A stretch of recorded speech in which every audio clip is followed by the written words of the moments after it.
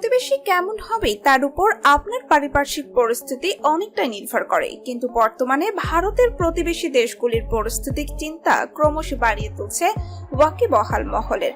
বাংলাদেশের সাম্প্রতিক রাজনৈতিক বিক্ষোভ কারোরই অজানা নেই। কোটা আন্দোলন অচিরে সরকার বিরোধী বিক্ষোভে পরিণত হতেই প্রধানমন্ত্রী পদে ইস্তফা দিয়ে দেশ ছাড়েন শেখ হাসিনা। বর্তমানে বর্ষী দেশে অন্তর্বর্তী সরকার গঠন করেছেন নোবেলজয়ী অর্থনীতিবিদ মোহাম্মদ ইউনূস। কিন্তু একসময় যে ছাত্রদের সমর্থনে দেশ পুনর্গঠনের দায়িত্ব নিজের কাঁধে তুলে নিয়েছিলেন তিনি, এখন সেই ছাত্ররাই ফের বিদ্রোহে অবতীর্ণ হয়েছে তার নেতৃত্বাধীন সরকারের বিরুদ্ধে। এমতাবস্থায় বাংলাদেশের রাজনৈতিক পরিস্থিতি এবং সেখানকার সংখ্যালঘুদের দিকেও কড়া নজর রয়েছে ভারতের। একদা মিত্র রাষ্ট্র বাংলাদেশের পরিস্থিতি ক্রমেই ভারতের বিরুদ্ধে যেতে শুরু করেছে।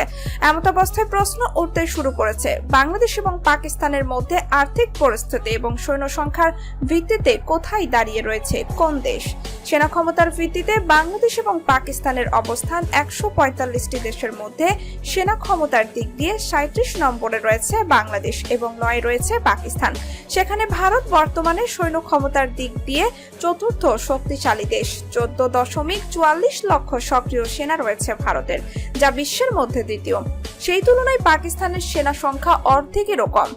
ভারতের প্যারা মিলিটারি ফোর্সে মোট 25,27,000 জন সৈনিক রয়েছে, সেখানে পাকিস্তানের কাছে রয়েছে মাত্র 5 লক্ষ সৈনিক। এছাড়াও 4,500টি ট্যাঙ্ক, 538টি সেনা বিমান, সুপারসনিক মিসাইল, পারমাণবিক অস্ত্র, সব মিলিয়ে বাংলাদেশ এবং পাকিস্তানের থেকে ঢের এগিয়ে রয়েছে ভারত। দর্শক বন্ধুরা, ভিডিওটাকে কোন দেশ থেকে দেখতেছেন অবশ্যই কমেন্ট করে জানাবেন। এটি ভালো লাগলে বেশি বেশি শেয়ার করে অন্যকে দেখার সুযোগ করে দিবেন।